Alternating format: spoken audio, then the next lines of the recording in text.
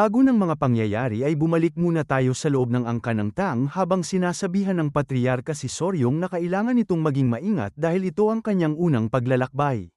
Dagdag pa nito na huwag niyang kalimutan na siya ay isang miyembro ng kanilang pamilya at ng angka ng Tang, nang bigla naman itong napansin ng grupo ng mga kalalakihan sa kanilang tabi. Kaya isinaad sa kanya ng patriarka na oras na para matutunan niya kung papaano mamahala sa iba kaya kanyang pamumunuan ang mga taong ito. Subalit nagsabi lang ang ating bida na wala siyang awtoridad para dito. Napatawa naman ang kanyang biyenan at ipinaalala sa kanya na si Huayon ay kanya na ngayong kapares kaya ito ay nagbibigay sa kanya ng pinakamataas na awtoridad sa kanilang pamilya. Dahil sa sinabi nito ay nahihiya namang napakamot si Soryong sa kanyang pisngi dahil hindi pa din siya makapaniwala na siya ay kapares na ngayon ng batang babae, habang si Huayon naman ay nagsabi na lang sa kanya na alam niyang magiging mahusay ang pamumuno nito dahil siya ay kanyang tutulungan. Kaya may tuwa naman itong sinagot ng ating bida na gagawin niya ang lahat ng kanyang makakaya. Bumalik naman tayo sa kasalukuyan kung saan makikita natin na naagaw ang atensyon ng dalawang grupo ng mga kalalakihan papunta sa grupo ng angka ng Tang. Hindi alam ang gagawin dahil nagkalat ang impormasyon patungkol sa lokasyon ng golden-haired King Bee. Natanong ni Soryong kung ano ang kanilang dapat gawin sa sitwasyong ito at kung ibabahagi ba nila ang impormasyon sa ibang grupo, kaya napaisip naman itong lalaki na siyang kilala bilang leader ng tinatawag na Venom Blood Unit na si Wolgang. Hindi makapaniwala sa nangyayari, natanong nito kung sino ang nangahas na ibahagi ang impormasyon ng kanilang angkan, habang nasabi naman ni Huayon na kung sino man ito ay marahil mayroon siyang matinding lakas ng loob. Nang bigla naman itong ipinalabas ang kanyang malakas na internal energy at pag-alit na isinaad na hindi nito mapapatawad ang nagbenta sa impormasyon na nagawa ng mabili ng angka ng Tang. Dahil dito ay kaagad namang napansin ng grupo ng mga kalalakihan nitong si Huayon na tinaguri ang nakalalasong bulaklak sa 3 bulaklak ng Murim kaya labis na lang silang nagulat dahil hindi nila mapaniwalaan na ang direktang apo ng angka ng Tang ay naririto mismo. Kaya agad naman ang isang lalaki na nagbigay ng pagrespeto. Kung saan nagsabi ito na silang sekta ng Central Wind ay walang intensyon na makialam sa gawain ng pamilya ng Tang kaya sila ngayon ay aatras. Dahil sa ginawa ng lalaki ay agad namang sumunod ang ibang mga kalalakihan sa pagsasabi na sila din ay aalis at sisiguraduhing mananagot ang nanloko sa kanila.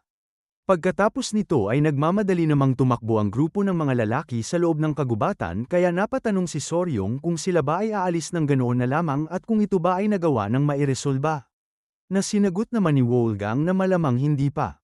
Ipinaliwanag naman ito sa ating bida na ang mga bastardong yun ay hindi aatras ng ganoon na lamang kadali, kung saan makikita natin ang kanilang pagtago sa mga puno habang napapatitig ng masama sa grupo ng angka ng Tang. Nag-utos naman si Wolgang na sa ngayon ay kinakailangan nilang gumawa ng kanilang kampo malapit dito at magpalitan sa pagbabantay dahil panigurado ang ibang mga grupo ay nagtatago at naghihintay lang ng tamang oras.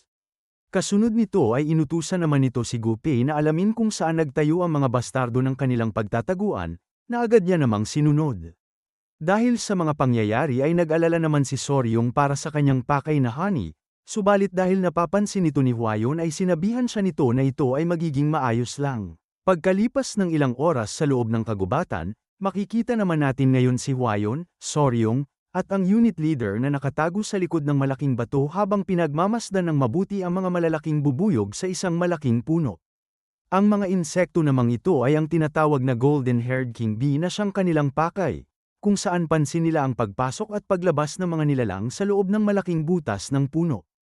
Dahil sa nakikita ni Soryong ay lumabas naman ang labis na pananabik sa kanyang mukha habang ganoon rin ang naging reaksyon ni Huayon dahil ito rin ang una niyang beses na makita itong mga bubuyog. Natanong naman ni Soryong kung hindi ba sobrang cute ng mga ito, habang nasabi naman ni Huayon na ang kanilang balahibo ay mukhang sobrang lambot. Kaya ipinahayag naman ni Wolgang na ito ang isa sa dahilan kung bakit sila tinatawag bilang golden-haired King Bee. Dahil sa napapansin ni Soryong, isinaad naman ito na ang kanilang pugad ay napakaliit kaya marahil ang bilang ng mga ito ay ilang daan lamang at kung isa sa alang-alang ang kanilang laki ay marahil ito ang dahilan, kaya natanong ni Huayon kung ano ang ibig nitong sabihin. Ipinaliwanag naman ng ating bida na ang mga maliliit na pugad ng mga insektong ito ay karaniwan nagkakaroon ng 5 hanggang 7,000 mga bubuyog. Nagulat naman si Huayon sa kanyang sinabi at natanong kung nagagawa niya ba itong malaman kahit na hindi siya nakakapasok sa loob ng pugad, na pinasang-ayunan naman ni Soryong dahil natatansya niya ito sa pamamagitan ng pagmamasid kung ilan ang bubuyog na pumapasok at lumalabas sa pasukan ng kanilang pugad. Nang bigla na lang naagaw ang atensyon ng tatlo dahil sa biglang pagdating ng isang lalaki sa kanilang likuran. Ito ay si Gupei na kaagad namang lumahod sa harap ni Wolfgang at nagsabi na kanila nang natukoy kung saan naroroon ang mga bastardo, kaya natanong nito sa kanya kung saan sila nagtatago. Saglit namang napaisip si Gupei, at pagkalipas ng ilang sandali ay nagsabi siya na gaya ng kanilang inaasahan, ang mga bastardong iyon ay gumawa ng kanilang kampo sa kabilang panig ng kanilang kinaroroonan, at dagdag pa nito na mukhang sila ay walang masyadong ginagawa subalit pag mayroong nangyari ay paniguradong gagalaw ang mga ito. Napaisip naman ng unit leader at nag-utos na sila ay maghintay hanggang sa paglubog ng araw at gamitin nila ang pamamaraan ng angkan ng tang para makakuha ng honey. Interesadong malaman ang pamamaraan ng kanilang pamilya, natanong ni Soryong kung ano ito. Kaya ipinaliwanag ni Wolfgang na kung susunugin mo ang dahon na tinatawag na mugwort o di kaya ng tinatawag na damong Maria, ito ay magpapakalma sa mga bubuyog kaya sa oras na mangyari yun ay pwede na silang mag-ani ng honey ng mga insekto. Kaya napasabi naman si Soryong na ito ay isang mahusay na pamamaraan. Subalit wika naman ni Gupei na ito ay mahirap gawin dahil ang hangin ay umiihip papunta sa kanila. Kung saan nagawa namang matigilan ng apat dahil napapansin nila na ito nga ay totoo. Nang bigla namang napahampas si Soryong ng kanyang kamao sa kanyang palad dahil siya ay nagkaroon ng ideya, kaya napatanong si Gupei kung mayroon ba siyang naisip na bagay para dito. May pananabik naman itong natanong na dahil ang hangin ay umiihip papunta sa kanila. Hindi ba't magagawa nilang maitago ang kanilang mga amoy sa mga nilalang? Kaya agad naman siyang napatayo habang nagsasabi na gagamitin niya ang pagkakataong ito para makapasok ng mabilis sa pugad ng mga bubuyog, na labis namang ikinagulat ni Hwayon dahil hindi niya ito inaasahan sa ating bida. Kaagad naman siyang tumakbo dito kaya sinubukan siyang pigilan ni Hwayon sa pamamagitan ng paghila sa kanyang damit at pagsabi na ang mga bubuyog ay isang mid-level na nakalalasong nilalang kaya ito ay delikado, subalit sinabihan lang siya nito na hahawak lang siya ng isang beses at kaagad na babalik. Nang bigla namang natigilan ang dalawa dahil mayroong nasipa si Soryong na isang maliit na bato, kung saan tumalbog ito ng ilang beses sa lupa hanggang sa tuluyan itong mapunta malapit sa labas ng pugad ng mga malalaking insekto. Dahil sa pangyayari, labis naman ang naging pagkabigla at pagkabahala ng dalawa.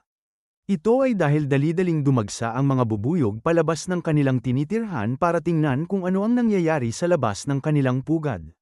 Walang pag-aalinlangan naman na kinuha ni Hwayon ng ating bida habang nagsasabi na sila ay tumakbo na muna sa ngayon, kung saan pagkatapos nito ay pinagalitan sila ng husto dahil sa kanilang ginawa.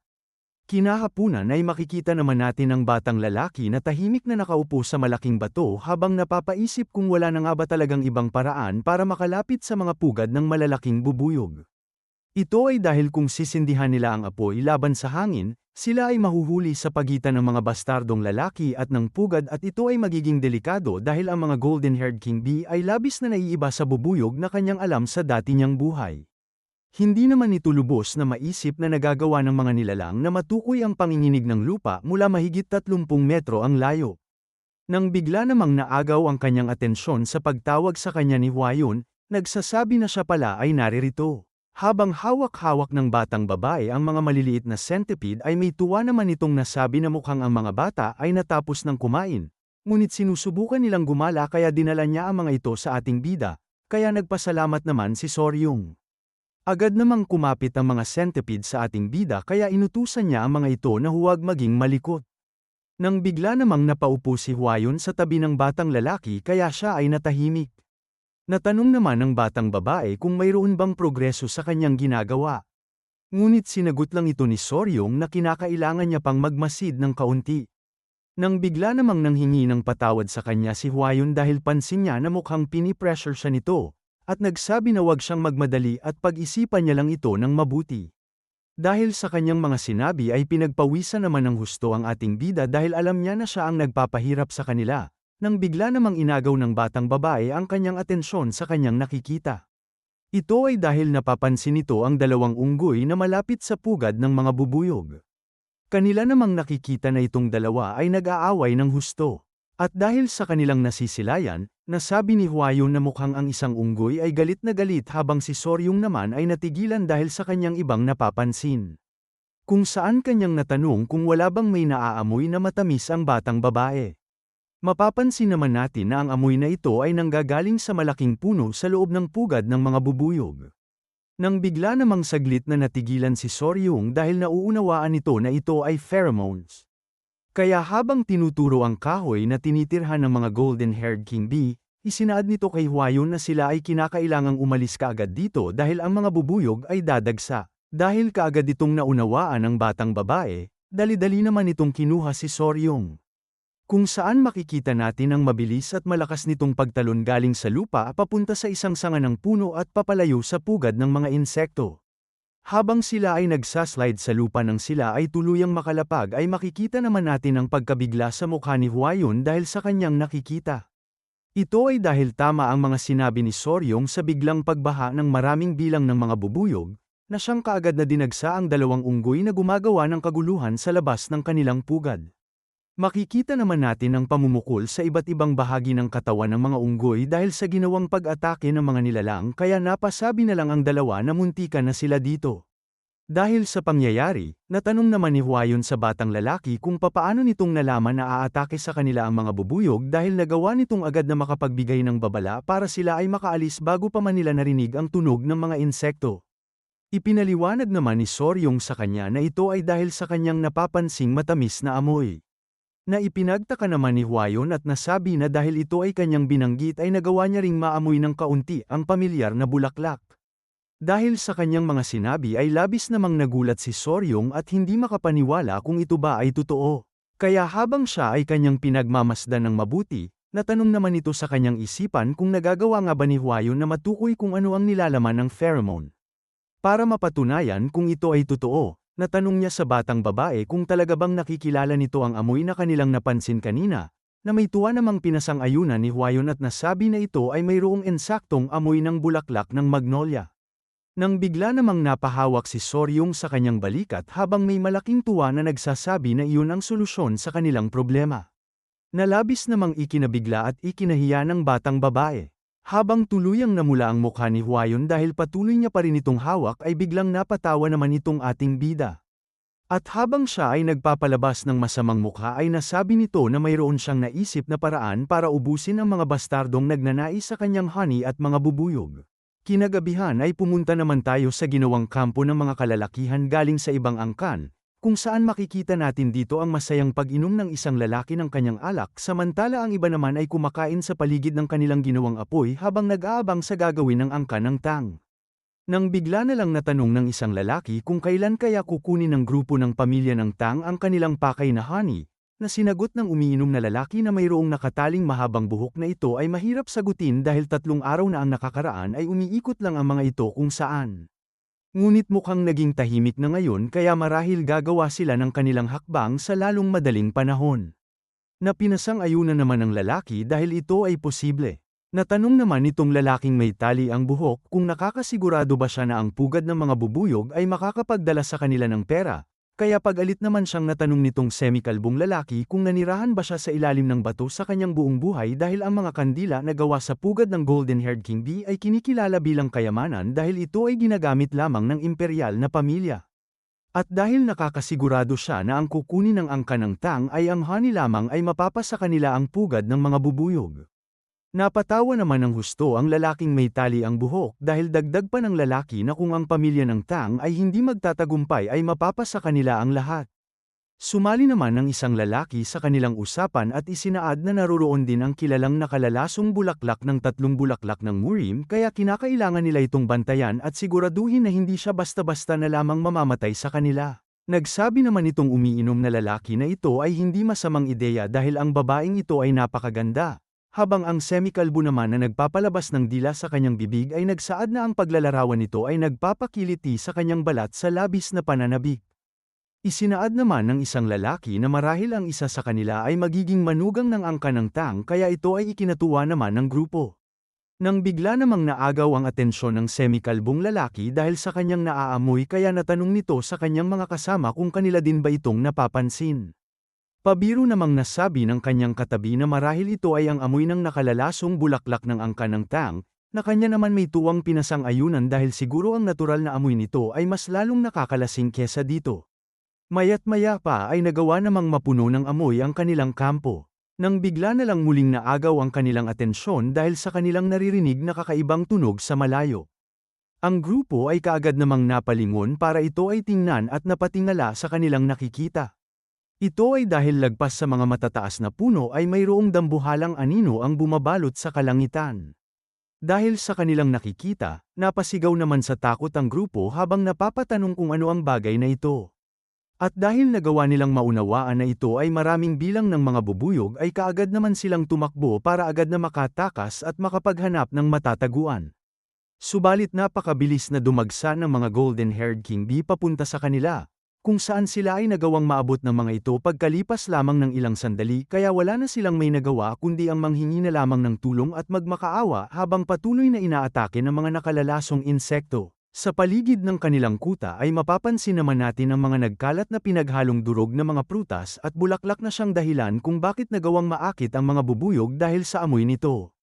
At dahil napapansin ni Huayon ang paglabas ng mga bubuyog sa kanilang pugad ay nagsabi naman siya na ito ay tunay ngang gumana, habang nabigla naman si Wolfgang dahil ang lahat ng mga insekto ay pumupunta lamang sa isang direksyon.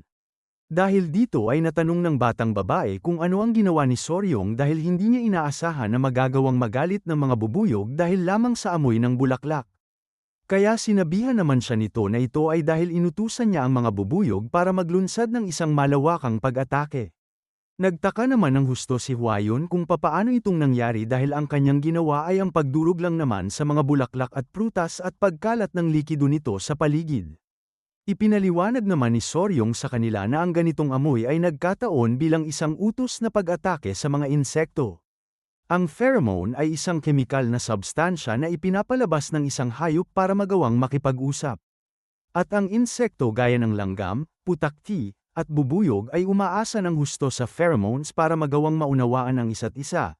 Kaya ang pheromone na kanyang ginamit ay ang ensakto sa amoy na ipinapalabas ng bubuyog kapag naglulunsad ang mga ito ng malawakang pag-atake. Kaya may tuwa at namamangha namang natanong ni Huayon kung ang ibig ba nitong sabihin na ang bulaklak ng magnolia ay may parehong amoy sa ipinapalabas na signal ng mga bubuyog pag sila ay umaatake. Pinasang-ayunan naman ito ni Soryong subalit sinabi niya na ang mas nakakamangha ay ang abilidad ni Huayon dahil nagagawa nitong makilala ang kanyang mga naaamoy. Kaya sinabihan naman siya ng batang babae na ito ay normal lamang dahil kinakailangan niyang maging sensitibo sa mga amoy dahil ang kanilang angkan ay dalubhasa sa mga lason. Maya't maya pa ay napasilip naman si Soryong sa pugad ng mga bubuyog, at dahil wala dito ngayon ang mga golden-haired king bee ay nag-utos ito para sila ay pumasok sa loob upang sila ay magawang makapag-ani ng kanilang pakay na honey. Kaya pagkalipas ng ilang sandali ay makikita naman natin si Huayon, ang unit leader, at si Soryong na mayroong dalang dahon, kung saan ang mga ito ay nagpatuloy sa loob ng butas ng malaking puno papasok sa pugad ng mga bubuyog. Nang sila ay tuluyang makapasok ay labis naman ang kanilang pagkamangha sa kanilang nakikita. Ito ay dahil ang loob ng puno ay napupuno ng mga malalaking kulay dilaw na mga pugad. Habang sila ay nagpapatuloy sa loob ay malaki naman ang pasasalamat ni Wolfgang dahil mukhang ang lahat ng mga bubuyog ay umalis palabas dito kaya wala silang may magiging problema. Nang bigla namang nagtaka si Soryong sa kanyang napapansin, ito ay dahil wala man lang silang may makita ni isang honey kaya napasabi si Wolfgang na mukhang ito ay hindi tama. Kanila namang tiningnan ang bawat pugad. Kaya pagkatapos ay nasabi ni Huayon na tunay nga ang mga ito na walang laman gaya ng sinabi ni Soryong. Habang isinaad naman ng unit leader na ito ay kakaiba dahil hindi pa ito kailanman nangyari noon.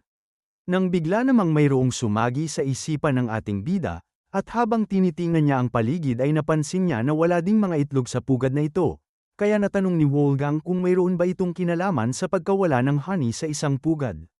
Ipinaliwanag naman ni Soryong na marahil ang grupo ng bubuyog na kanilang nahanap ay naghahanda para lumipat kaya marahil ito ang dahilan kung bakit kinain nila at inimbak ang mga honey sa kanilang mga tiyan. Dagdag pa nito na kanyang hula na ito ay dahil naramdaman ng mga insekto na mayroong presensya ng maraming tao sa paligid ng kanilang pugad. Nauunawaan ang mga sinabi ni Soryong, napasabi na lang si Huayon na mukhang siya ay tama. Dagdag pa ng ating bida na kung lumilipat ang mga bubuyog ay humihinto din ang mga ito sa paggawa ng mga itlog dahil wala silang kapasidad para alagaan ang kanilang mga anak. Nang bigla namang nagulat ang batang lalaki at natigilan sa kanyang kinatatayuan. Ito ay dahil sa kanyang harapan ay mayroon pang natitira at naiwan na isang bubuyog. Dahil dito ay may malaking masamang ngiti naman itong natanong si Wolfgang kung gaano niya katagal na mapapanatili ang kanyang mobility arts nang hindi nagpapahinga, na sinagot naman ng leader na kung tatakbo siya ng tuloy-tuloy ay kaya niyang tumagal ng kalahating araw. Nang bigla namang sumilip sa loob ng pugad si Gupei at pasigaw na inagaw ang lahat ng kanilang atensyon. Ito ay dahil napapansin nito na unti-unti nang bumabalik ang mga golden-haired king bee sa kanilang pugad kaya inutusan niya ang mga ito na magmadaling tumakas. Subalit mayroon namang kinuha si Soryong kaya pasigaw siyang pinakiusapan ni Wolfgang na siya ay sumuko na muna sa ngayon dahil kinakailangan na nilang lumabas. Dahil dito ay pilit naman siyang hinawakan ni Huayon sa kanyang damit at kaagad na hinila, kung saan dali-dali ang grupo na tumakbo papunta kay Gupei na naghihintay sa kanila sa pasukan. Habang hinihila ng batang babae si Soryong ay mapapansin naman natin ang isang bubuyog sa kanyang damit na kanyang itinago. Makalipas ng ilang minuto sa gitna ng kagubatan ay nagawa naman nila na makabalik sa kanilang kuta kung saan labis na lang ang pagkahingal ng mga ito dahil sa kanilang mabilis na pagtakbo. Nagawa namang magpasalamat ni Huayon dahil nagawa nilang makalabas bago tuluyang makabalik ang mga bubuyog, nang bigla na lang lumabas ang ulo ng isang nilalang sa loob ng damit ni Soryong. Nagulat naman ang batang babae dito at natanong kung ano ang kanyang dala-dalang insekto. Isinaad naman nito na ito ay ang queen bee ng mga golden-haired king bee, at dahil wala silang may nahanap na honey, naisipan niyang dalhin ang makakagawa nito. Saglit namang natigilan ang grupo sa kanilang nakikitang insekto, at nang ito ay kanilang maunawaan ng lubusan ay labis naman ang kanilang naging pagkabigla, hindi makapaniwalang magagawang makuha ni Soryong ang ganitong klaseng nilalang. May masamang ngiti namang tinawag ni Soryong ang atensyon ng kanilang unit leader at nagsabi na mauunawaan ng bubuyog na nawawala ang kanilang reyna ng anumang sandali ngayon at magsisimula sila ng mga itong habulin. At nagkatotoo nga ang kanyang sinabi dahil sa likuran nito ay ang biglang paglabas sa kalangitan ng napakaraming bilang ng mga bubuyog, kaya napasabi na lang siya habang hawak-hawak ang reyna ng mga bubuyog at may tuwa sa kanyang mukha na sila ay magmadaling tumakbo.